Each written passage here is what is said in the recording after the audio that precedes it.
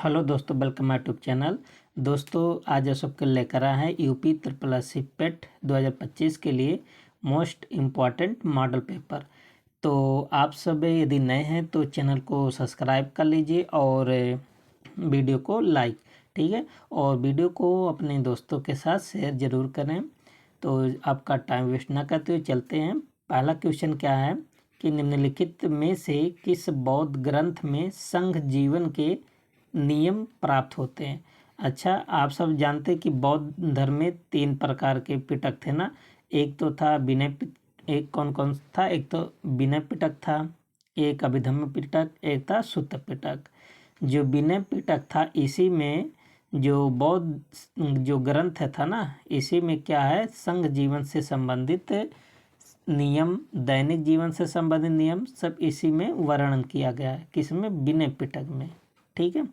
और अभिधम्म पिटक में तब किसका वर्णन है? तो अभिधम्म जो पिटक था, इसमें दार्शनिक सिद्धांत का संग्रह किया गया है, ठीक है। और एक पिटक और मिलता है सुत्त पिटक, इसमें ऑप्शन में नहीं है। तो बौद्ध धर्म के तीनों पुस्तक है, ठीक है। तो सुत्त पिटक में किसका वर्णन मिलता है? बौद्ध धर्म के सिद्धांत और उपदेशों का संग्रह किस में मिलता है? सुत्त पिटक में, ठीक है। तो ये सब तीनों पुस्तक किस धर्म से है? बौद्ध धर्म से है। याद कर लीजिए कौन कौन सा, सुत्त पिटक, अभिधम्म पिटक और विनय पिटक, ठीक है। क्वेश्चन नंबर 2 क्या है कि हर्ष के समय की सूचनाएं किसकी पुस्तकों में निहित है। दोस्तों, ये जो पिछला आप सब वीडियो देखे थे उसमें भी हर्ष से संबंधित बहुत सारी बातें बताए थे, ठीक है। तो हर्ष के दरबार में एक कवि रहते थे, या कह सकते दरबारी कवि बाणभट्ट रहते थे, ठीक है। और बाणभट्ट की रचनाएं के माध्यम से हर्ष के समय की जानकारी मिलती है। अगला क्वेश्चन नंबर 3 क्या है कि कह रहा कि कपूर मंजरी के लेखक राजशेखर किसके गुरु थे। तो सबसे पहले ये भी कई बार क्वेश्चन पूछा गया है कि कपूर मंजरी के लेखक कौन है। तो कपूर मंजरी के लेखक कौन है? राजशेखर, ठीक है। अब अगर राजशेखर किसके गुरु थे, ये आप सबको बताना है, ठीक है। तो राजशेखर किसके गुरु थे? महेंद्रपाल प्रथम के। तो ऑप्शन यहाँ क्या बन जाएगा? Option A. क्वेश्चन नंबर 4 कह रहे कि मुगल बादशाह जहांगीर की पत्नी नूरजहां का वास्तविक नाम क्या था, ठीक है। तो सबसे पहले ये भी जान लीजिए कि जहांगीर की पत्नी का नाम क्या था? नूरजहां। और इनका जो वास्तविक नाम मिलता है मेहरुन्निसा मिलता है। ऑप्शन क्या बन जाएगा 4 का? ऑप्शन सी, ठीक है।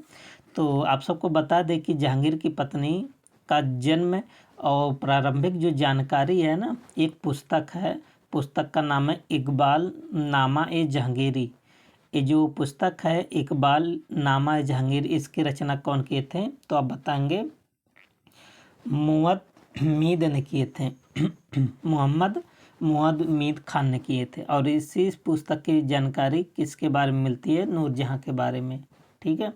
और नूरजहां का जो बचपन का नाम क्या था? मेहरुन्निसा था। अगला क्वेश्चन क्या है? Question number 5। क्वेश्चन नंबर 5 क्या है देखिए कि भारतीय दुर्भिक्ष संहिता, दुर्भिक्ष संहिता का मतलब अकाल, अकाल संहिता इसे बोलते हैं, 1883 का निर्माण निम्नलिखित में से किस आयोग द्वारा किया गया।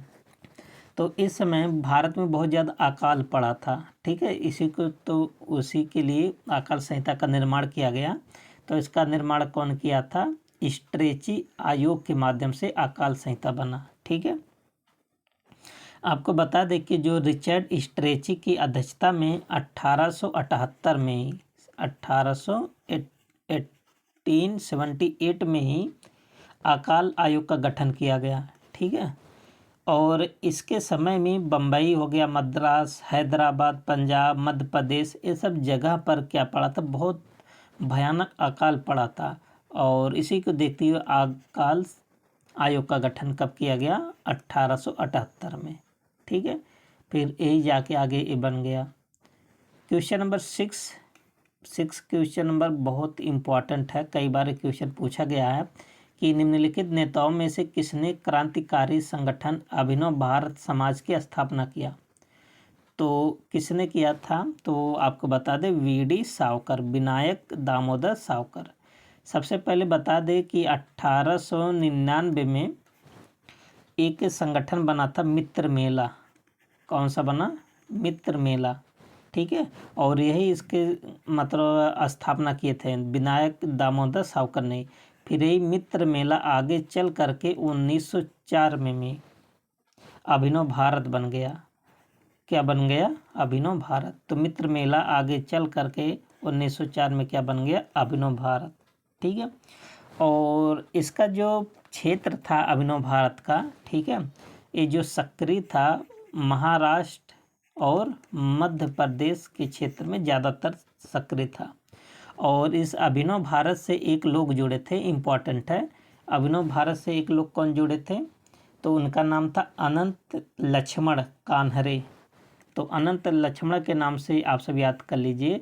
जो अनंत लक्ष्मण थे ना, इन्होंने क्या किया, नासिक के जो जिला मजिस्ट्रेट थे जिसका नाम था जैक्सन था, उसकी हत्या कर दिए थे, ठीक है। तो जब हत्या कर दिए, कहाँ का ये मजिस्ट्रेट था? नासिक का। और इसी को बोलते नासिक षड्यंत्र केस, ठीक है। और पूछा जाता कि नासिक षड्यंत्र केस से कौन सी संस्था जुड़ा है, तो आप बताएंगे अभिनव भारत, क्योंकि अभिनव भारत से संबंधित थे कौन? अनंत लक्ष्मण, जिन्होंने नासिक के मजिस्ट्रेट की हत्या कर दिया। कौन था मजिस्ट्रेट? जैक्सन था।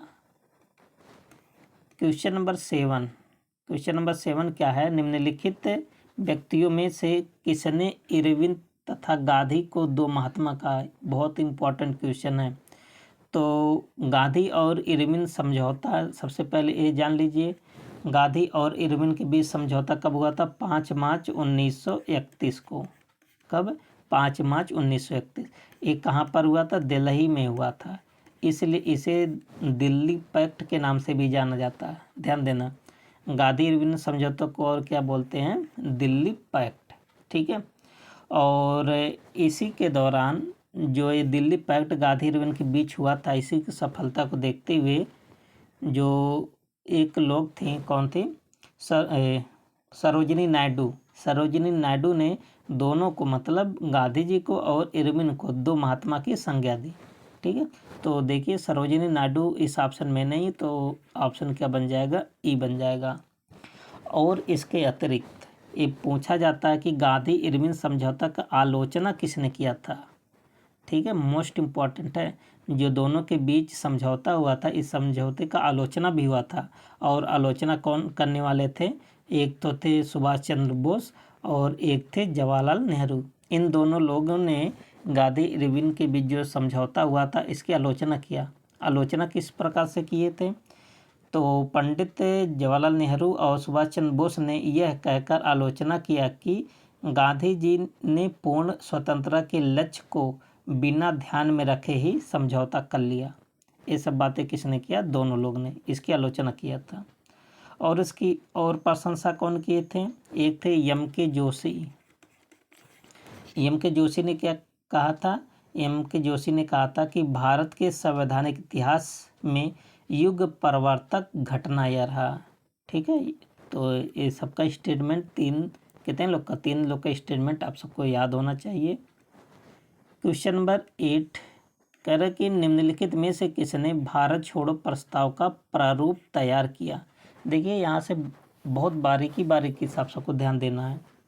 अगर भारत छोड़ो आंदोलन का प्रारूप तैयार करने की बात आती है तो महात्मा गांधी जी ने तैयार किया था। ऑप्शन क्या बन जाएगा? सी बन जाएगा, ठीक है। तो भारत छोड़ो आंदोलन का प्रस्ताव कब पारित हुआ? 1942 में। आपको बता दें 7 से 8 अगस्त 1942 को अखिल भारतीय कांग्रेस कमेटी की बैठक हुई थी। कहाँ बैठक हुई थी? महाराष्ट्र के ग्वालियर टैंक के मैदान में, ठीक है। और इसी बैठक में भारत छोड़ो आंदोलन का प्रस्ताव भी क्या हुआ था? पारित हुआ था, ठीक है। और इस प्रस्ताव का प्रारूप था महात्मा गांधी द्वारा बनाया गया था, एक कह सकते तैयार किया गया था। लेकिन ये जो प्रारूप था ना, इस प्रारूप को लिखने वाले कौन थे? जो लिखे थे वो थे जवाहरलाल नेहरू साहब, ये लिखे थे। और कांग्रेस की बैठक में ही जवाहरलाल नेहरू ने इसको रखा था। पेश किए थे कौन? जवाहरलाल नेहरू। ठीक है, ध्यान देना। और सरदार वल्लभ भाई पटेल भी इसी में शामिल थे। सरदार वल्लभ भाई पटेल इसका क्या किए थे? समर्थन। ध्यान देना। प्रारूप तैयार किए थे महात्मा गांधी जी, और जो इसकी बैठक हुई थी, बैठक में जो प्रारूप था इसको पेश कौन किए थे? जवाहरलाल नेहरू। और इसका समर्थन कौन किए थे? सरदार वल्लभ भाई पटेल जी। ठीक है, और प्रारूप को लिखने वाले भी कौन थे? जवाहरलाल नेहरू साहब लिखे थे। ठीक है, आगे क्या? क्वेश्चन नंबर 9, महात्मा गांधी जी के साथ निम्न मुसलमानों में से किसने बाल गंगाधर तिलक की अर्थी उठाई थी? देखिए, बाल गंगाधर तिलक के साहब की मृत्यु हो गया था। कब हुआ था? 1 अगस्त 1920 को, जब एक आंदोलन चला था, असहयोग आंदोलन। असहयोग आंदोलन ही 1 अगस्त 1920 को शुरू हुआ था, और इसी दिन तिलक साहब की मृत्यु हो गई थी। तो महात्मा गांधी जी भी इनकी अर्थी उठाए थे। और एक लोग मुस्लिम का जिक्र हुआ, तो मुस्लिम कौन थे? शौकत अली। तो शौकत अली ने भी जो बाल गंगाधर तिलक जी की अर्थी उठाए थे। ठीक है, तो इसका आंसर क्या बन जाएगा? ऑप्शन ए बन जाएगा।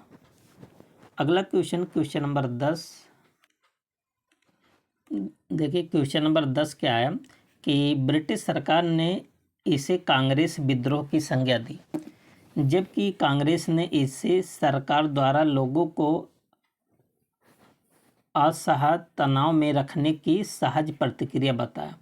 यह टिप्पणी निम्नलिखित में से किस संदर्भ में है? देखिए, स्टेटमेंट कहा सुनी हो रहा है ना, तो किस आंदोलन से संबंधित है? तो आप बताएंगे भारत छोड़ो आंदोलन से संबंधित है। तो शुरू कब हुआ था? 8 अगस्त 1942 को शुरू हुआ था असहयोग आंदोलन। ठीक है, और असहयोग आंदोलन में ही अंग्रेजों ने रात को ऑपरेशन जीरो हावर के तहत जितने भी बड़े बड़े लीडर थे ना, सबको क्या कर लिए?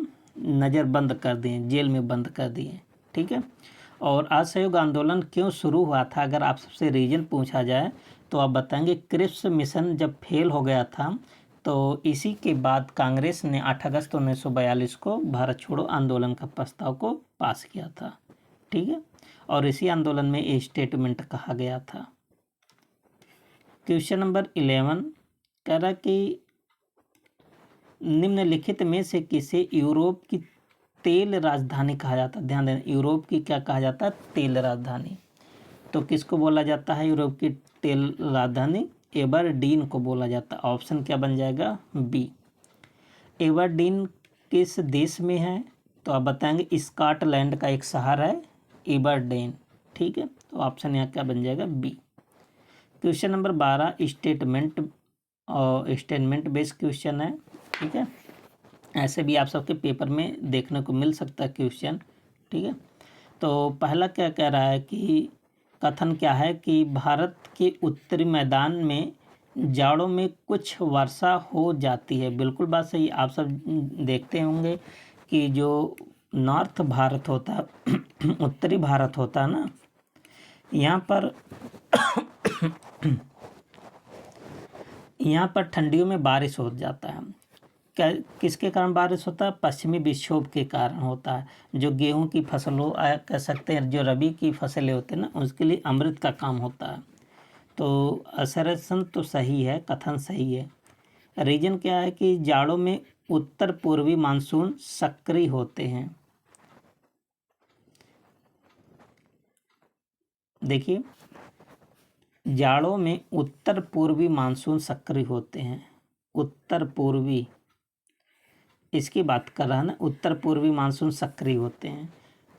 तो ये भी बात सही है। देखिए, जो लौटता हुआ मानसून होता है ना, उसके कारण कहाँ पर ज़्यादातर बारिश होता है?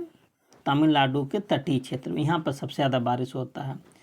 ये भी बात सही है, लेकिन दोनों अलग अलग है। ये उत्तर पूर्वी मानसून की बात कर, जबकि जो ठंडियों में बारिश होता है ना, ये भूमध्य सागर से जो पश्चिमी विक्षोभ उठता है उसके कारण बारिश होता है। तो ठीक है, तो दोनों बात सही, लेकिन दोनों अलग अलग चीज़ है। तो क्वेश्चन नंबर 12 का आंसर क्या बन जाएगा? बी बन जाएगा। नेक्स्ट क्वेश्चन, क्वेश्चन नंबर 13 कह रहा कि भारत ने नई राष्ट्रीय जनसंख्या नीति को कब अपनाया था। तो सन 2000 में भारत ने अपनी नई जनसंख्या नीति अपनाया है। ठीक है। और क्वेश्चन नंबर 13 का आंसर क्या बन जाएगा, ऑप्शन सी। अगला क्वेश्चन क्या है, बहुत इंपॉर्टेंट क्वेश्चन है। एक तरफ दिया डैम, एक तरफ दिया नदी। देखिए, तो पहला करा हीराकुंड डैम। तो हीराकुंड डैम कहाँ पर है, सबसे पहले आप यही बताइए। तो हीराकुंड डैम कहाँ पर, उड़ीसा राज्य में है।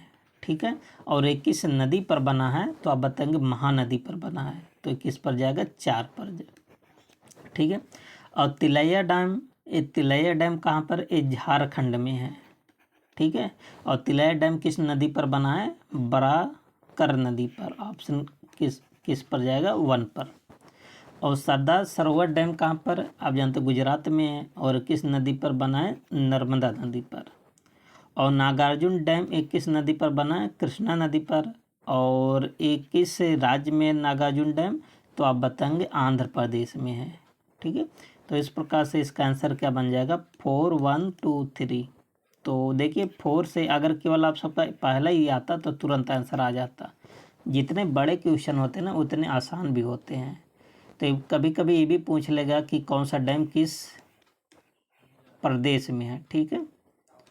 अगला क्या है कि नोबी और कांतो मैदान निम्नलिखित में से किस देश में स्थित है। जो नोबी और कांतो मैदान है ना, ये दोनों कहाँ पर है, जापान में है। तो 15 का आंसर क्या बन जाएगा, ई बन जाएगा। ठीक है। तो ऑप्शन में जापान नहीं दिया। आपको बता दे जो नोबी मैदान है ना, ये होन्शु द्वीप पर है। किस द्वीप पर है, होन्शु द्वीप। और कभी कभी तो ये भी पूछा जाता है कि होन्शु जो द्वीप है किस देश में है, तो आप बताएंगे जापान पर है, जापान में है। ठीक है। और कांतो ये भी कहाँ पर, ये भी होन्शु द्वीप पर है। ठीक है। और इसी कांतो मैदान पर ही टोक्यो है। आप जानते हैं टोक्यो जापान की राजधानी है ना, तो इसी मैदान पर है। तो आप कह सकते हैं होन्शु द्वीप। अगर होन्शु द्वीप वाला तो क्वेश्चन पूछा गया है। अगर होन्शु द्वीप नहीं कहेगा तो आप बताएंगे कांतो मैदान पर है। ठीक है। आगे क्या है, नेक्स्ट क्वेश्चन, क्वेश्चन नंबर 16 संविधान से क्वेश्चन है।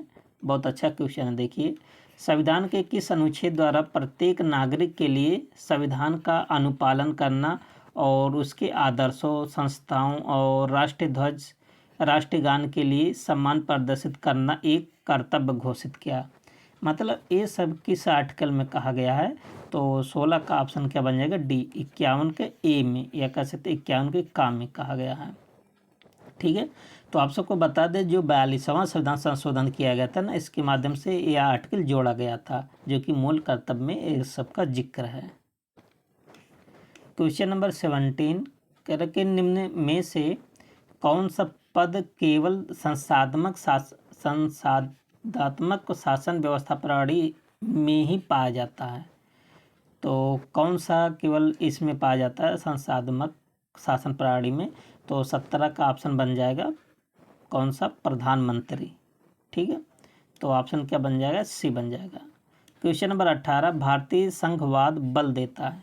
तो भारतीय संघवाद किस पर बल देता है, तो आप बताएंगे राष्ट्र की एकता पर। आप जानते हैं संघवाद में सब आ जाते हैं ना, स्टेट आ जाते हैं, यूटी आ जाते हैं ना, सब एक दूसरे को इकट्ठा करते हैं। तो राष्ट्र की एकता पर ज़्यादा बल देते हैं। अपने यहाँ नहीं है कि राज्य का एक अलग मतलब नागरिकता हो, देश की अलग नागरिकता हो, ऐसा नहीं है। सबकी नागरिकता एक ही है। क्वेश्चन नंबर 19 कह रहे कि भारत में पंचायती राज व्यवस्था का शिल्पी किसे कहा जाता है। तो भारत में जो त्रिस्तरीय व्यवस्था का योगदान सबसे ज़्यादा है ना, किसको माना जाता है, बलवंत राय मेहता साहब। तो ऑप्शन कहाँ पर हो जाएगा, ऑप्शन सी। तो बलवंत राय मेहता जी ने 1957 में त्रिस्तरीय पंचायतों की स्थापना किए थे। ठीक है। और आप सबको बता दें कि मतलब स्थापना नहीं किए थे, त्रिस्तरीय पंचायत के लिए अपना सुझाव दिए थे। ठीक है, रिपोर्ट दिए थे। तो आपको बता दें कि 2 अक्टूबर 1959 को पंडित जवाहरलाल नेहरू ने राजस्थान के नागौर जिले से पंचायत त्रिस्तरीय पंचायत की शुरुआत किए थे। ये क्वेश्चन कई बार क्वेश्चन पूछा गया है, ठीक है। तो सबसे पहले यहाँ पर और दूसरे नंबर पर आंध्र प्रदेश में, वहाँ पर कब शुरू होता है? 11 अक्टूबर 1959 को, ठीक है। आगे क्या है क्वेश्चन नंबर 20, किसने यह विचार प्रतिपादित किया कि प्रत्येक गांव पंचायत का गणराज्य होगा? तो किसने कहा था? गांधी जी ने कहा था, ठीक है। तो 20 का ऑप्शन क्या बन जाएगा? डी। क्वेश्चन नंबर 21 कह रहा है कि जल का अधिकतम घनत्व होता है। देखिए जल का अधिकतम घनत्व कितने डिग्री सेल्सियस पर हो? तो 4 डिग्री सेल्सियस, लेकिन केल्विन में दिया है, तो सेल्सियस को केल्विन में बदलने के लिए कितना जोड़ा जाता है? 273, ठीक है। तो 273 में 4 जोड़ दीजिए तो 73 4 कितना हो जाएगा? 77। तो 277 केल्विन, चाहे 4 डिग्री सेल्सियस कहिए चाहे 277 केल्विन कहिए, दोनों बात एक ही है, ठीक है। क्वेश्चन नंबर 22, अच्छा इससे जो पिछला वाला टेस्ट था उसमें आप सबको बताते हैं सेल्सियस को फ़ारेनहाइट में कैसे चेंज करेंगे, ठीक है। तो आप सबको बहुत ज़्यादा टॉपिक कवर हो जा रहा है। दृश्य वर्णक्रम में सबसे कम तरंग दैर्घ्य वाला रंग है, तो सबसे कम तरंग दैर्घ्य वाला कलर कौन सा होता है? बैगनी कलर होता है, ठीक है। आप सबको बता दे दो रंग का कंपेयर, एक तो रेड कलर होगा, एक तो इंडिगो कलर, ठीक है। दोनों क्वेश्चन बार बार बनता है। जो लाल रंग होता है इसका तरंग दैर्घ्य बहुत ज़्यादा होता है, ठीक है, और इसका परिकिरण क्या होता है? कम होता है। और इसकी फ्रीक्वेंसी क्या होता है? देखिए तरंग दैर्घ्य और फ्रीक्वेंसी में अपोजिट रिलेशन होता है, जिसका तरंग दैर्घ्य ज़्यादा होगा उसका फ्रीक्वेंसी कम होगा, ठीक है। तो एक दूसरे को उल्टा है। तो इसी प्रकार ये भी, अगर लाल रंग का तरंग दैर्घ्य ज़्यादा है तो बैगनी रंग का तरंग दैर्घ्य क्या होगा? सबसे कम। अगर बैगनी रंग का तरंग दैर्घ्य सबसे कम होगा तो बैगनी रंग का जो आवृत्ति होगा, फ्रीक्वेंसी होगा, सबसे ज़्यादा होगा, और जो प्रकीर्णन है इसका ज़्यादा होता है, ठीक है। अब देखिए लाल रंग का प्रकीर्णन सबसे कम हो, प्रकीर्णन मतलब इसके कलर का फैलाव, ठीक है। अब इसीलिए इसका यूज खतरों के निशानों में किया जाता है, क्योंकि लाल रंग दूर से दिखाई देता है ना। तो इसका आंसर क्या बन जाएगा? डी बन जाएगा ऑप्शन।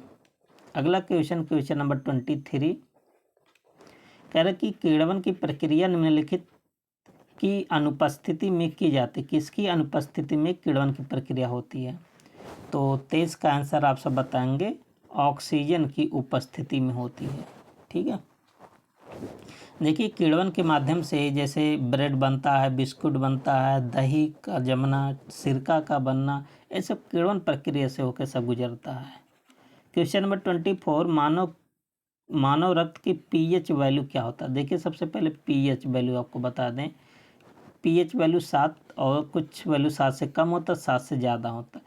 जिसका पीएच वैल्यू 7 होता है वो उदासीन होता है, वो न्यूट्रल होता है। जैसे पानी, वाटर का जो पीएच वैल्यू कितना होता है? 7। वाटर क्या है? उदासीन है। और जिस पदार्थ का या जिस लिक्विड का पीएच वैल्यू 7 से कम होता है वो अम्लीय होता है, एसिडिटी होता है, ठीक है। और जिसका 7 से ज़्यादा होता है वो क्या होता है? क्षारीय होता है, बेसिक होता है, ठीक है। तो मानव रक्त का पूछा है, तो मानव रक्त का जो पीएच वैल्यू होता है वो 7.4 होता है। तो 7.4 कहाँ पर है? तो इन दोनों के बीच में कह सकते हैं, तो ऑप्शन क्या बन जाएगा? ए। इसका मतलब क्या है? तो 7 से ज़्यादा है मानव शरीर का जो मानव रक्त का पीएच मान 7 से ज़्यादा है, इसका मतलब जो रक्त है वो अम्लीय की क्षारीय है, तो बताएंगे क्षारीय, क्योंकि 7 से ज़्यादा है, ठीक है। अगला क्वेश्चन कह रहा है कि विटामिन सी निम्नलिखित में से किसके अवशोषण में सहायता करता है? विटामिन सी की बात हो रहा है, तो विटामिन सी किस किस अवशोषण करता है? देखिए तो विटामिन सी किसके अवशोषण में यूज होता है? तो अब बताएंगे लौह के, ठीक है। आप जानते हैं कि विटामिन सी का जो नाम है एस्कॉर्बिक एसिड है, ठीक है। और अगर ऐसे आपसे पूछे कि कैल्शियम के अवशोषण में कौन सा विटामिन यूज होता है, तो आप बताएंगे विटामिन डी। क्वेश्चन नंबर 26, मिश्रित अर्थव्यवस्था से तात्पर्य है। तो मिश्रित अर्थव्यवस्था से क्या तात्पर्य है? जिसमें सार्वजनिक और निजी क्षेत्र का एक सह अस्तित्व, मतलब जो सार्वजनिक और निजी एक साथ साथ है जिसमें पाया जाए उसे क्या बोलते हैं, मिश्रित अर्थव्यवस्था। और पिछले वीडियो में आप सबको बताए थे मिश्रित अर्थव्यवस्था के जनक कौन है, तो आप बताएंगे किसको, प्रोफेसर जॉन मेनार्ड साहब को मिश्रित अर्थव्यवस्था का जनक कहा जाता है। ये क्वेश्चन बहुत इंपॉर्टेंट है, कई बार क्वेश्चन पूछा गया। ठीक है, कृषि मूल्य आयोग की स्थापना की गई। तो कृषि मूल्य आयोग की स्थापना कब किया गया, तो आप बताएंगे 1965 में। यहाँ पर देखिए नहीं है, अभी इसका थोड़ा हिस्ट्री जान लीजिए। कृषि मूल्य आयोग, जिसको APC बोलते हैं, ठीक है, कृषि मूल्य आयोग मतलब एग्रीकल्चर और प्राइस कमीशन, इसकी स्थापना कब हुआ था, 1965 में। और जो फसल होता है ना, फसलों को MSP निर्धारण के लिए ये बनाया गया था। और सबसे पहला वो फसल कौन सा है जिसके लिए MSP दिया गया था, तो आप बताएंगे गेहूँ। ठीक है, गेहूँ फसल पहला फसल है जिसके लिए MSP दिया गया था।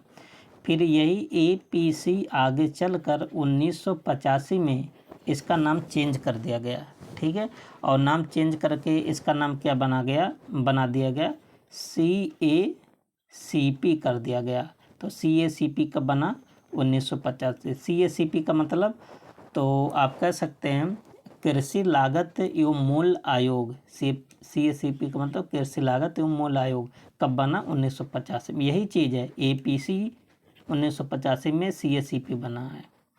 और सबसे पहले किस फसल को दिया गया MSP, तो आप बताएंगे गेहूँ। अच्छा, गन्ने के लिए MSP नहीं दिया जाता, FRP दिया जाता है।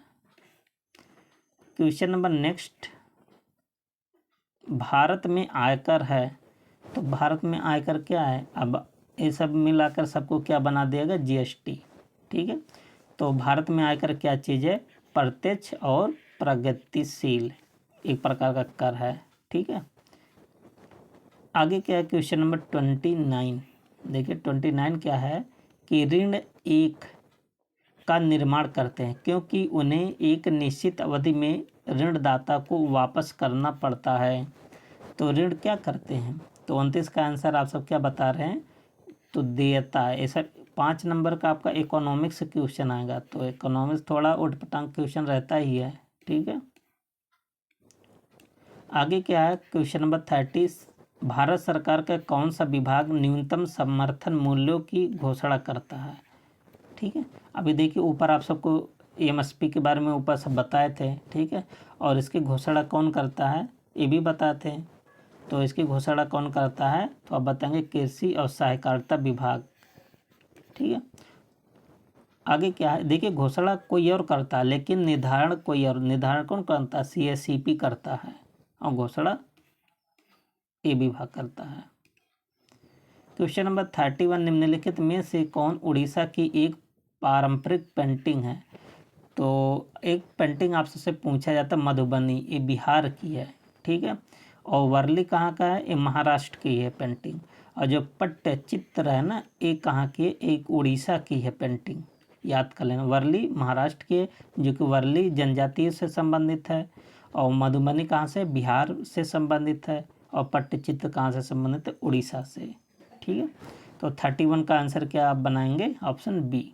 क्वेश्चन नंबर 32, सुशासन दिवस प्रतिवर्ष 25 दिसंबर को किसकी जयंती पर मनाया जाता है। तो आप बताएंगे अटल बिहारी वाजपेयी की जयंती पर प्रत्येक 25 दिसंबर को क्या मनाया जाता है, सुशासन दिवस।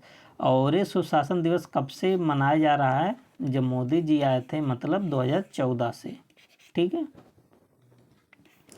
नेक्स्ट क्वेश्चन, अगला क्वेश्चन क्या है कि हेडर शब्द निम्नलिखित में से किस खेल से संबंधित है। तो हेडर शब्द किस खेल में यूज किया जाता है, तो आप बताएंगे फुटबॉल में। ऑप्शन बन जाएगा डी ऑप्शन।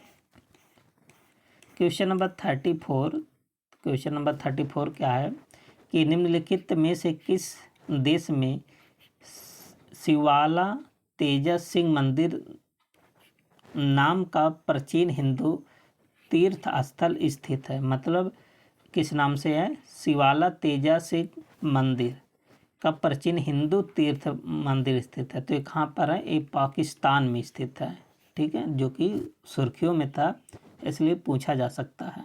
ठीक है, तो 34 का आंसर क्या बन जाएगा? D option. 35 क्या है? भारतीय संविधान का निम्नलिखित में से कौन सा अनुच्छेद भारत की द्विसदनीय संसद का प्रावधान करता है? ठीक है, तो कौन सा आर्टिकल इसमें यूज होता है? तो 35 का ऑप्शन क्या बता रहे हैं? 79 आर्टिकल। ठीक है, तो 79 में क्या है, क्या बात किया गया है कि संघ के लिए एक संसद होगा, इसी में बताया गया, जिसमें जो किससे मिलकर बनेगा? प्रेसिडेंट से, लोकसभा से और राज्यसभा से। तो संसद का गठन तो किससे होता है? प्रेसिडेंट और लोकसभा, राज्यसभा। ठीक है, और एक आर्टिकल दिया, आर्टिकल 89 में क्या कहा गया है कि भारत का उपराष्ट्रपति राज्यसभा का पदेन अध्यक्ष होगा। वैसे तो वर्तमान समय में जगदीप धनखड़ जी थे, वो तो अपना इस्तीफा दे दिए। ठीक है, ये पूछा जा सकता है कि राष्ट्रपति का इस्तीफा त्यागपत्र किस आर्टिकल में है, उपराष्ट्रपति से संबंधित पूछा जा सकता है। ठीक है, और एक आर्टिकल जो 59 है, इसमें क्या दिया गया है? आर्टिकल 59 में बोला गया है कि राष्ट्रपति के पद के लिए शर्तें, है ना, कि राष्ट्रपति पद के लिए क्या क्या शर्तें हैं, ये 59 में है। क्वेश्चन नंबर 36, गुजरात की सीमा किस पड़ोसी देश के साथ लगती है? तो गुजरात की सीमा तो आप जानते हो, जो गुजरात है ना, वो पश्चिमी तट पर स्थित है, और इसकी सीमा किस देश के साथ लगती है? पाकिस्तान। ठीक है, किसके साथ है? यहाँ लगती है पाकिस्तान के साथ। तो 36 का आंसर क्या बन जाएगा? डी। आगे क्या है?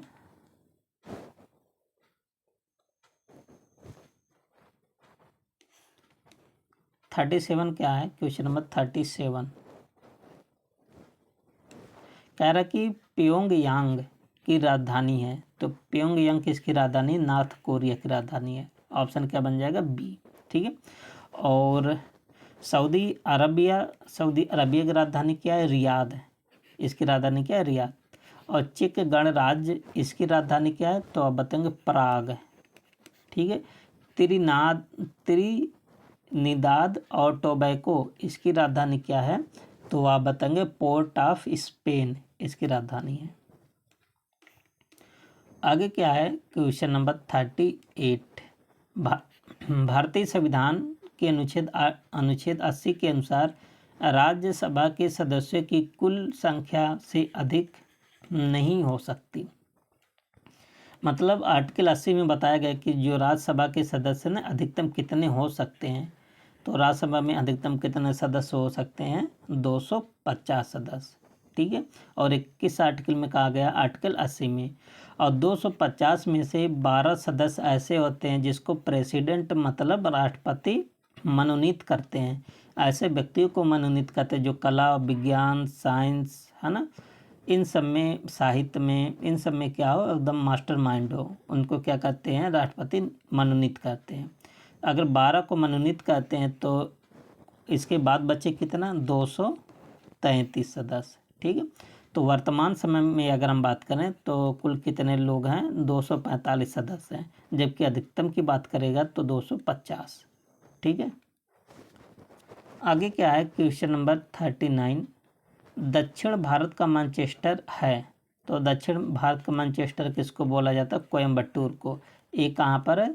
तमिलनाडु में है। ठीक है, अगर आप सबसे भारत का केवल मैनचेस्टर पूछे ना, तो भारत का मैनचेस्टर किसको बोला जाता है? अहमदाबाद को बोला जाता है। ठीक है, और अहमदाबाद कहाँ? गुजरात में।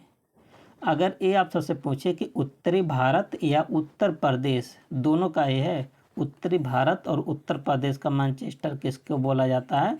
कानपुर को बोला जाता है। ठीक है, तो 2-3 बातें आप सबको रिवीजन हो गया होगा। दुनिया का सबसे छोटा देश क्या है? Vatican city. तो दुनिया का सबसे छोटा देश क्या है? Vatican city. एक किस महाद्वीप में है? तो आप बताएंगे यूरोप महाद्वीप में है। ठीक है, और इसका एरिया की बात करें तो वेटिकन सिटी का एरिया कितना है? 44 हेक्टेयर। कितना हेक्टेयर इसका एरिया है? 44।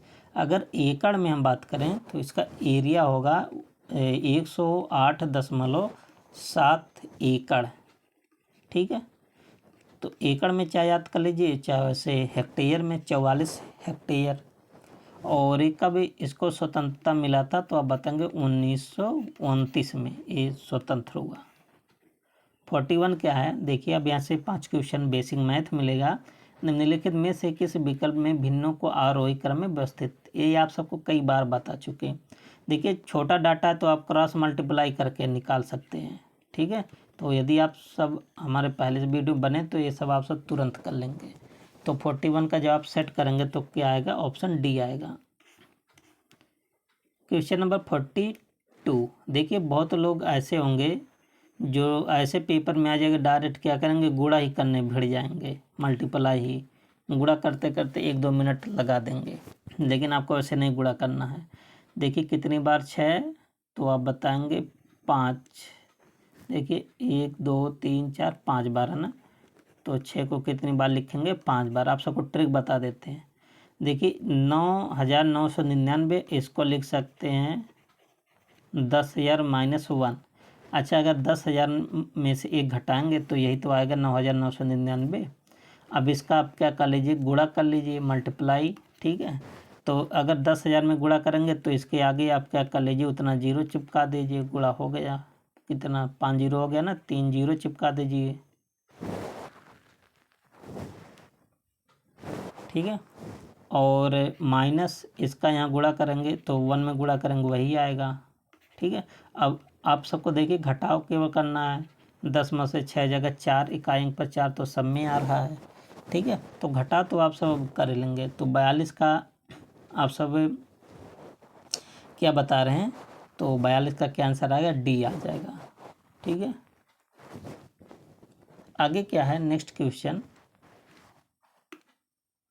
क्वेश्चन नंबर 43, कह रहा कि 4 अंकों की आरोही क्रम में रखने पर उनका क्रम WXYZ है। सबसे छोटे 3 अंकों का औसत इतना है, जबकि सबसे बड़े 3 अंकों का औसत इतना है। तो परास, अच्छा परास क्या होता है, परास क्या होता है कि जैसे हम कहते हैं 1 2 3 4, इसका रेंज क्या होता है, बड़ी संख्या, सबसे बड़ी संख्या और सबसे छोटी संख्या का डिफरेंस, यही क्या कहलाता है, परास।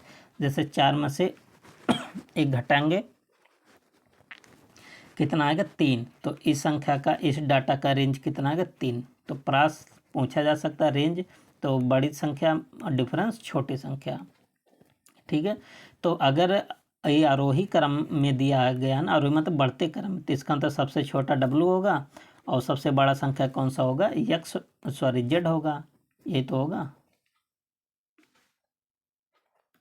ठीक है। तो सबसे बड़ा कौन सा होगा, Z, और सबसे छोटा कौन सा होगा, W। अब प्रश्न के साथ देखिए, सबसे छोटे तीन संख्या का औसत दे दिया है, तो सबसे छोटा कौन कौन सा होगा, W + X + Y। तो औसत कितना दिया है, 25.5, और 3 संख्या टोटल गुणा कर दीजिए। 25.5 में 3 से अगर मल्टीप्लाई करेंगे तो कितना आएगा, 76.5, ठीक है। और फिर आगे क्या बोला कि सबसे बड़े कौन सा होगा, पीछे ले ले WYX, ये तो सबसे बड़ा होगा, मतलब X + Y + Z, यही सबसे बड़ा होगा। ZYX ये बड़ा होगा। इसका औसत कितना दिया, 29.5, और 3 संख्या था, गुणा कर लीजिए। तो 29.5 में 3 से गुणा करेंगे, आगे कितना, 88.5, ठीक है। तो अब देखिए दोनों को घटा दी, अगर हम इस दूसरे वाले में से पहला वाला घटाएंगे तो X और Y कैंसिल हो जाएगा, और कौन सा कैंसिल होगा, Y और Y कैंसिल होगा, तो Z - W बचा, Z - W। देखिए Z क्या था, सबसे बड़ी संख्या था, ठीक है, और W क्या था, सबसे छोटी। तो सबसे बड़ी संख्या माइनस सबसे छोटी संख्या, ये रेंज आ गया। तो इस सबको भी घटा दो, 88.5 में से 76.5 घटाएंगे तो कितना आ जाएगा, 12 आ जाएगा, ठीक है। तो इसका आंसर क्या आने वाला, 12। देख लेते हैं 43 का आंसर कितना दिया है, 12। देखिए ऑप्शन नंबर कहाँ पर है, बी पर है, ठीक है। क्वेश्चन नंबर 44, एक वस्तु को इतने रुपए में बेचने पर किसी व्यक्ति को 12% की हानि होती है, तो क्रय मूल्य ज्ञात कीजिए। देखिए ट्रिक्स यूज करेंगे। अगर 12% का हानि हुआ होगा, देखिए कोई वस्तु कोई चीज़ अपनी में 100% होता है, ठीक है। अगर 100% में से 12% की हानि हो गया तो बचा कितना, 88%, ठीक है। इसका मतलब 88% में क्या होगा, बेचा होगा। तो 88% का वैल्यू कितना है, 2322। यहाँ से 100% का वैल्यू निकालेंगे, इससे भाग कर लीजिए, 100% का वैल्यू आ जाएगा। तो 2322 नीचे आ जाएगा 88 और गुणे 100, क्योंकि यहाँ 100 से गुणा किए हैं। इसको सॉल्व करेंगे आप सब, तो सबको काटेंगे पीटेंगे, तो 44 का आंसर क्या निकल कर आएगा, ऑप्शन ए निकल कर आएगा 2650। आप सब अपने कॉपी पर कर लीजिएगा। क्वेश्चन नंबर 44, देखिए कह रहा है कि एक फैक्ट्री में बनने वाले खिलौनों में 20% दोषपूर्ण थे और शेष खिलौनों में से 25% खिलौने क्षतिग्रस्त थे। यदि कह रहा कि 4800 खिलौने सही स्थिति में हैं तो बनाए गए खिलौने की मूल संख्या कितनी थी, ठीक है।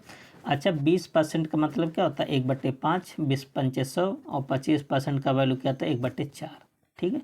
देखिए आप सबको बताते हैं 20% का मान कितना, 1/5, ठीक है।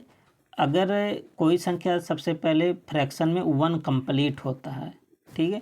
अगर एक में से 1/5 अगर खराब हो गया तो बचा कितना, एक में से घटा दीजिए। देखिए अलग से बता दे रहे हैं, एक में से 1/5 घटाइए तो 5×1 5, 5 में से एक जाएगा 4, तो 4/5।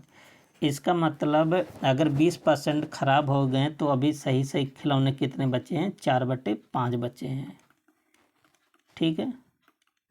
और फिर आगे क्या कहा गया है कि जो शेष खिलौने, यही शेष खिलौना है ना, और इसमें से 25% खिलौने खराब हो गए, मतलब क्षतिग्रस्त। अब 4/5 था, अब अगर 25% का वैल्यू कितना, 1/4।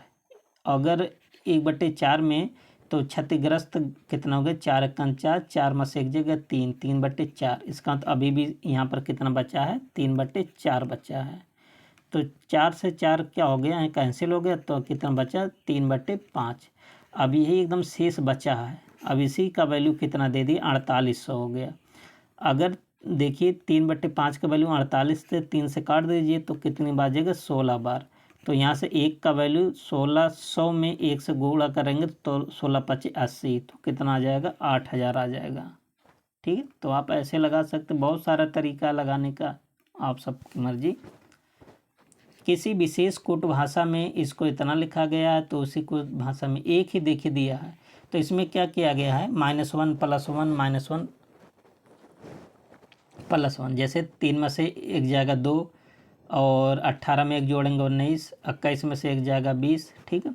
तो इसी भाषा में यम पहले घटाया गया, 13 में से एक जाएगा क्या मिलेगा, 12। 12 कौन होता है, यल होता है, तो यल यहाँ नहीं है, यल यहाँ नहीं है, यहाँ भी है, यहाँ भी। 15 में एक जोड़ेंगे 16, तो 16 देखिए पी पर है, केवल एक ही ऑप्शन है। आप सबको पोजीशन लेटर एकदम रटा होना चाहिए। क्वेश्चन नंबर 47 कह रहा कि 4 युग में दिए गए हैं निम्न, जिनमें से 3 किसी प्रकार समान है और एक असंगत है, जो असंगत है उसी को पहचान करना है, ठीक है। तो देखिए सबसे पहले क्या किया गया, दोनों का सम करोगे तो ये कितना आ जाएगा, 11 13 24। 24 एक इवन नंबर है, ठीक है। और 17 19 का सम करेंगे 36, ये भी इवन नंबर है। 12 15 करेंगे 27, जो कि आड नंबर है, यही सबसे अलग है। और इसका भी इवन देखिए, खाली इकाई अंक देख लीजिए 4, ये भी इवन आ रहा। तो यहाँ पर हो जाएगा सी ऑप्शन। दोनों को जोड़ा गया और चेक किया गया इवन और ऑड। क्वेश्चन नंबर 48, 12 फरवरी 2018 को सोमवार था, तो नीचे दिए गए वर्षों में से किसमें 12 फरवरी को सोमवार होगा। तो कौन सा वर्ष ऐसा जिसमें 12 फरवरी क्या आएगा, सोमवार। तो आप सब निकालेंगे 2024, ठीक है। अगला क्वेश्चन क्या है कि एक तस्वीर की ओर इशारा करते हुए रमेश ने कहा कि वह मेरे भाई के पिता मतलब उसका भी पिता हो गया, कि एकमात्र बेटी का मतलब उसकी बहन हो गया, बेटी का बेटा इसका मतलब भांजा लगेगा। तस्वीर के आदमी से रमेश का क्या संबंध है। तो 49 का आप सब क्या बता रहे हैं, वो तो जो लड़का है वो मामा लगेगा, और जो वो लड़की का लड़का वो क्या लगेगा, भांजा लगेगा, ये पिता नहीं भांजा लगेगा। ठीक है, तो इसका आप सबको बताएं, आप सबको कैसे करना खुद अपने ऊपर अप्लाई कर लीजिए, तुरंत निकल जाएगा। डायग्राम बनाने की जरूरत नहीं पड़ेगा। तो कह रहा कि सभी लड़के गायक हैं, सभी बॉय जो क्या है ना वो सिंगर हैं, कुछ गायक प्रशिक्षित हैं, कुछ गायक क्या हो गया, प्रशिक्षित हो गया। ठीक है, तो इस तरह से डायग्राम बनेगा। तो आप सब पहला देखिए, सभी गायक लड़के हैं, सभी गायक लड़के नहीं, पहला गलत। कुछ लड़कों को प्रशिक्षित किया गया, लड़कों की बात थोड़ी नहीं किया गया, सिंगर की बात किया गया। देखिए केवल सिंगर में आ रहा है, तो ये भी गलत। तो यहाँ देखिए कोई फॉलो नहीं करता, दोनों गलत हैं। तो दोनों गलत हैं, कोई निष्कर्ष नहीं है। तो ना तो एक ना तो दो, कोई कथन फॉलो नहीं करता। ऑप्शन क्या बन जाएगा 50 का सी। अब देखिए दोस्तों, इसके बाद इंग्लिश का है। आप सब पैसेज वीडियो को रोक करके ज़रूर पढ़िएगा। ठीक है, पैसेज का पहला क्वेश्चन क्या है 51। अकॉर्डिंग टू,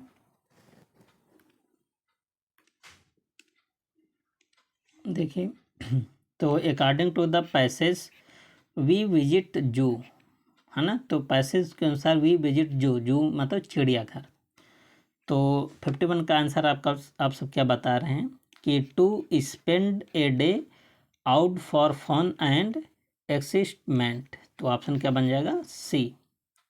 52 क्या है, according to the passage animals in zoo suffer cruelty. ठीक है, तो क्या सफ़र करते हैं, तो 52 का आंसर यहाँ भी क्या बनेगा सी बन जाएगा।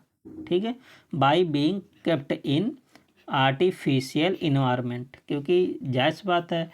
तो जो जू में जो जानवर रहते हैं, ठीक है, उनको तो खुला जंगल की तरह वहाँ वातावरण तो मिलता नहीं, वहाँ सब तो क्या होता है बनाया बना मिलता है, जिसको आप कह सकते हैं आर्टिफिशियल।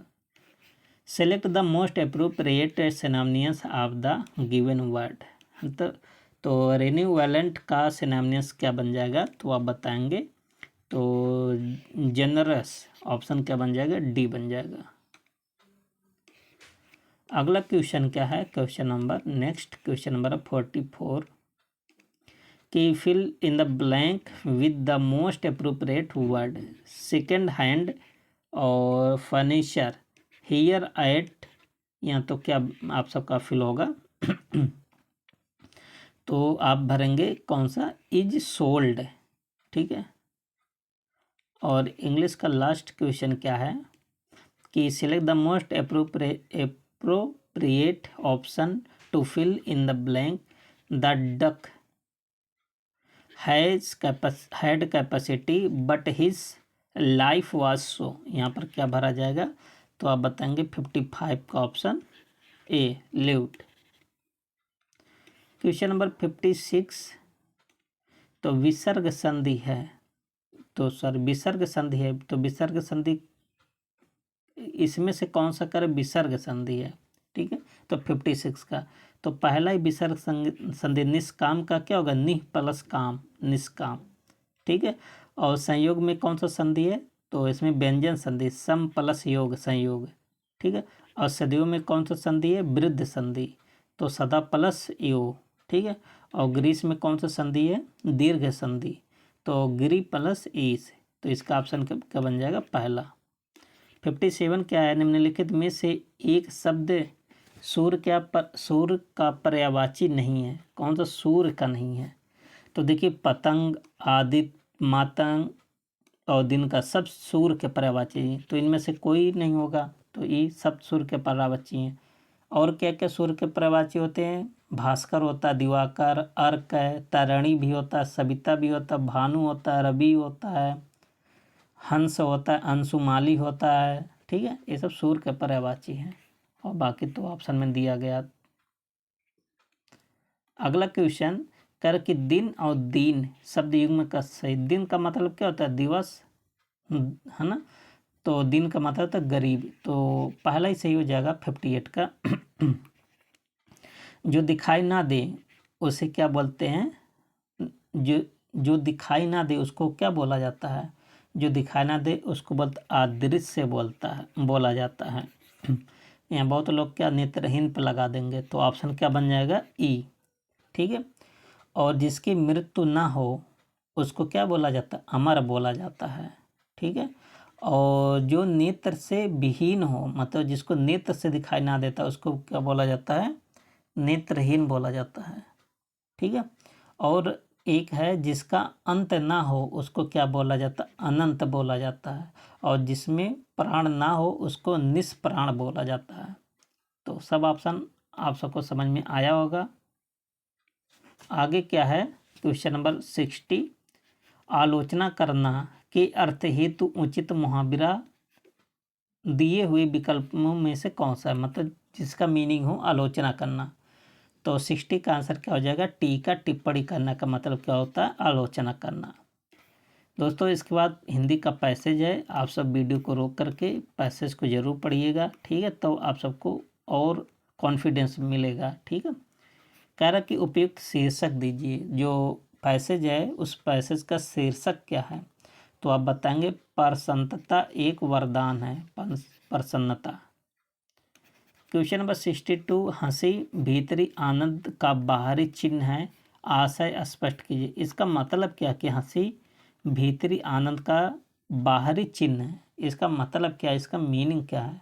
तो 62 का आप बताएंगे ऑप्शन नंबर डी, हंसी का अंदर अंदर और बाहर दोनों जगह प्रकट होता है। सही बात है, अगर कोई व्यक्ति खुश है, ठीक है, तो हर तरीके से उसको आप पहचान जाएंगे। क्वेश्चन नंबर 63, आनंद को प्रबल इंजन क्यों कहा गया। आप सब अगर पैसेज पढ़े होंगे तो तुरंत आप सबको मिल गया होगा कि आनंद को प्रबल इंजन क्यों कहा गया। तो 63 का है क्योंकि वह जीवन से शोक और दुख को दूर करता है। ठीक है। 64 कह रहा कि प्रफुल्लित शब्द में कौन सा उपसर्ग है। तो तो ऑप्शन क्या बन जाएगा, 64 का बी ऑप्शन। उपसर्ग क्या होता है, शब्द के आगे लगता है, एक होता है प्रत्यय, शब्द के बाद में लगता है। ठीक है। क्वेश्चन नंबर 65 कह रहा कि सुयोग्य वैद्य रोगी के लिए क्या करता है। तो सुयोग्य, तो इसका काम क्या होता है। तो आप बताएंगे आशा और उल्लास में वचनों द्वारा कानों को आनंदित करता है। ठीक है। अब इसके बाद दूसरा पैसेज है, और दूसरा पैसेज भी आप सब पढ़िएगा जैसे आप सब पहले पढ़े हैं। ठीक है, ज़्यादा बड़ा नहीं है, 2 पैसेज तो आप में आएगा ही। कह रहा कि भारतीय लेखकों की किस्मत खराब है क्योंकि। तो भारतीय लेखक की किस्मत क्यों खराब है, क्या पैसेज में बता गया है। तो इसका बताएंगे क्योंकि उनकी पुस्तकों को यहाँ के नागरिक गर्व योग्य नहीं मानते हैं। ठीक है, ये भी बात कहीं ना कहीं सही है, आज भी आप सब देख सकते हैं। आगे क्या है कि उपयुक्त शीर्षक दीजिए, मतलब जो पैसेज है उस पैसेज का शीर्षक क्या है। तो उस पैसेज का शीर्षक क्या है, तो आप बताएंगे भारतीय लेखकों की दुर्दशा। ठीक है। क्वेश्चन नंबर 68, भारत का सुशिक्षित समाज कौन सा साहित्य पढ़कर संतुष्ट हो जाता है। तो सुशिक्षित की बात कर रहा है, तो अंग्रेजी साहित्य को पढ़कर। यहाँ पर देखिए कोई चीज़ नहीं दिया, अगर आप पैसेज पढ़ेंगे तो अंग्रेजी साहित्य की बात किया है। क्वेश्चन नंबर 69, भारतीय भाषाओं के साहित्य के प्रति समाज के किस वर्ग में अरुचि की भावना है। तो किस समाज में अरुचि देखा गया पैसेज में। तो कौन सा समाज ऐसे लोग हैं, सुशिक्षित समाज। ठीक है।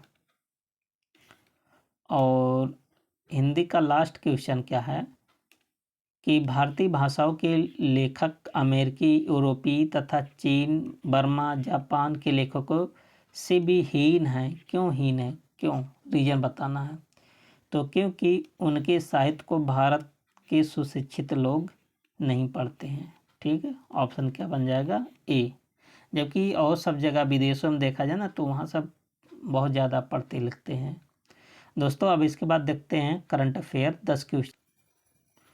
अब यहाँ से शुरू होता है करंट अफेयर। ठीक है, 91 से। कह रहा कि फरवरी 2025 में किस राज्य में देश के पहले सहकारी विश्वविद्यालय को प्रारंभ करने की घोषणा की, मतलब कहाँ पर सबसे पहला सहकारी विश्वविद्यालय मतलब खोला गया? तो 91 का ऑप्शन आप बताएंगे कौन सा? गुजरात में, सी बन जाएगा। ठीक है। अगला क्वेश्चन क्या है कि फरवरी 2025 में नीति आयोग ने किस केंद्रीय मंत्रालय के साथ मिलकर स्वावलंबनी पहल शुरू किया? मोस्ट इम्पॉर्टेंट है। तो स्वावलंबनी पहल कौशल विकास मंत्रालय के साथ मिलकर शुरू किया गया। कौन? नीति आयोग। ठीक है। अगला क्वेश्चन क्या है? क्वेश्चन नंबर 93 क्या है कि राष्ट्रीय विज्ञान दिवस कब मनाया जाता है? ठीक है, तो आप बताएंगे 28 फरवरी को मनाया जाता है। ठीक है, सीवी रमन के याद में मनाया जाता है 28 फरवरी को। ठीक है। और फरवरी के कुछ इम्पॉर्टेंट डे हैं, जैसे विश्व कैंसर दिवस कब मनाया जाता है? 4 फरवरी को। विश्व रेडियो दिवस 13 फरवरी को, और 13 फरवरी को ही राष्ट्रीय महिला दिवस भी मनाया जाता है। और राष्ट्रीय विज्ञान दिवस आप सबको पता ही हो गया। क्वेश्चन नंबर 94 कर कि फरवरी 2025 में किस देश ने दुनिया के पहले गहरे पानी वाले अंतरिक्ष स्टेशन निर्माण को मंजूरी दे दिया? तो ये कौन कर सकता है? चाइना ही ऐसा काम कर सकता है। ठीक है। 95 क्या है कि फरवरी 2025 में भारतीय अंतरिक्ष अनुसंधान संगठन इसरो ने किस संस्थान के साथ मिलकर स्वदेशी सेमीकंडक्टर चिप का निर्माण किया है? तो किसके साथ मिलकर किया इसरो ने? तो आप बताएंगे IIT मद्रास के साथ। अगला क्वेश्चन क्या है? क्वेश्चन नंबर 96 8 जनवरी 2025 को 18वां प्रवासी भारतीय दिवस सम्मेलन की थीम क्या मोस्ट इम्पॉर्टेंट है? ठीक है, कहाँ पर आयोजित हुआ? सॉरी, इसका थीम क्या? थीम आपको बताना है। तो 96 का आंसर क्या बन जाएगा? विकसित भारत और नागरिक। ऑप्शन क्या बन जाएगा? बी। क्वेश्चन नंबर 97 हाल ही में जनवरी माह में कनुमा पांडुगा पशुधन उत्सव किस राज्य में मनाया गया? तो कनुमा पांडुगा पशुधन उत्सव ये कहाँ पर मनाया गया? तो आप बताएंगे आंध्र प्रदेश में। ठीक है, तो इसका आंसर क्या बन जाएगा? Option A. क्वेश्चन नंबर है 98 कर कि हाल में विश्व आर्थिक फोरम 2025 की वार्षिक बैठक कहाँ हुआ? ये भी मोस्ट इम्पॉर्टेंट है। तो विश्व आर्थिक फोरम की बैठक कहाँ पर हुआ है? तो इसका जो बैठक है ना, कहाँ पर हुआ है? दावोस। इसका हमेशा ये बैठक होता है स्विट्जरलैंड में। ठीक है। हाल ही में नीति आयोग द्वारा जारी राजकोष की स्वास्थ्य सूचकांक 2025 में सर्वश्रेष्ठ राज्य कौन सा है? मोस्ट इम्पॉर्टेंट है। तो जो पहला स्थान हासिल किया उड़ीसा किया है, और दूसरा स्थान कौन हासिल किया? छत्तीसगढ़ ने, और तीसरा स्थान कौन हासिल किया? गोवा ने। ठीक है, तीनों रैंक याद कर लीजिए। अगला क्वेश्चन क्या है? क्वेश्चन नंबर 100 कर कि हाल ही में किस राज्य ने दुनिया के सबसे लंबी सुरंग का अनावरण किया? दुनिया का सबसे लंबा सुरंग तो किसने अनावरण किया? चाइना ने ही। इसकी लंबाई कितना है? 22.13 किलोमीटर का सुरंग है। ठीक है दोस्तों, आप सबको सेशन कैसा लगा? आप सब अपनी राय को कमेंट बॉक्स में ज़रूर बताएं। मिलते हैं नेक्स्ट प्रैक्टिस सेट में, तब तक के लिए best of luck. Thank you and take care.